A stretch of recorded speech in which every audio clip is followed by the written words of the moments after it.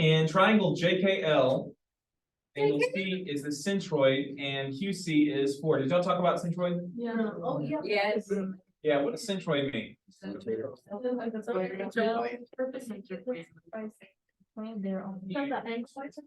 It's angle bisector. That's also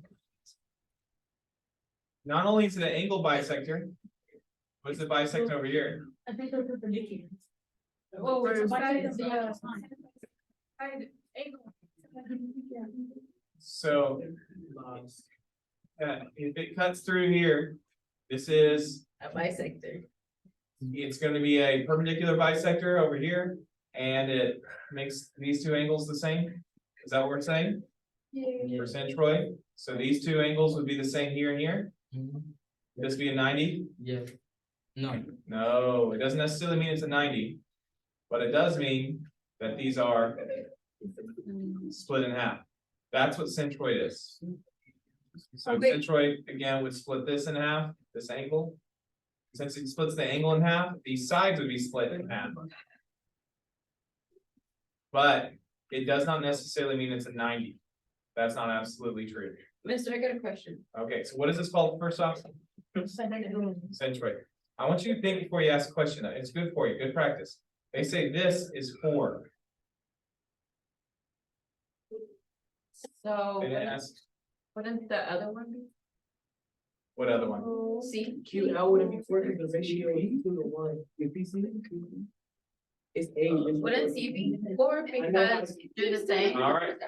I got you, Christian, you're gonna go, you're gonna grade them, right? Okay, so Christian's gonna explain, all right? basically they want the length of QL. And when you look at the ratio is always 2 to 1. And Always 2 to 1? not always, but in this particular case, it's 2. How do you know it's 2 to 1? Those math. Oh, Those math help me, I told you.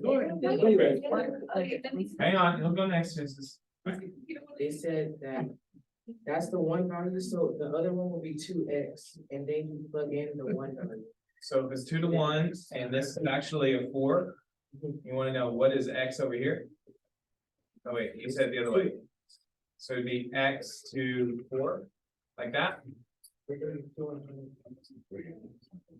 in front of the x? Yeah, and then you plug in the 4 in the x, and it gives you an answer. How about it's just, oops. How about Christian and I are You- Right. So you just multiply, what are you saying the answer is? What are you saying the answer is? A, oh, I think I say 8. Are you saying 6 or 8? 8, okay, now you getting 8 as well? Yeah, I got it. Wait. Alright. Fifty? Yeah, let's, Alright. No, it's like 12, but. alright, why is it freaking 12? Okay, because It's that part of the board, it has to be 1/3.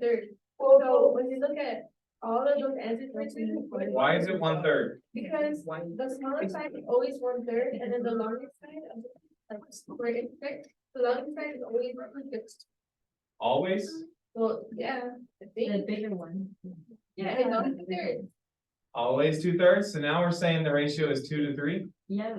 The teacher told me that. Why is it tweaking? I don't know his name, but Albert told us that. Okay. Albert. Okay, so he's actually getting, so if it's 2/3, this would be an 8.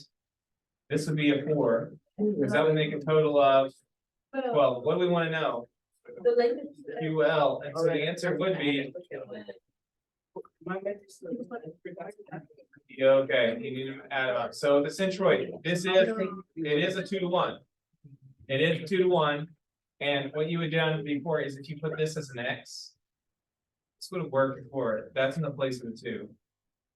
And that's a 4, so what do you need to multiply 1 by to get a 4? Or you could have done it this way, you could say 1/2 equals 4 over x, and done your butterfly technique. What's 2 times 4? Cross multiply? 8 equals, what's 1 times x? X is 8, so we replace that with our 8. And so what is 4 plus 8? 12, and that's our answer.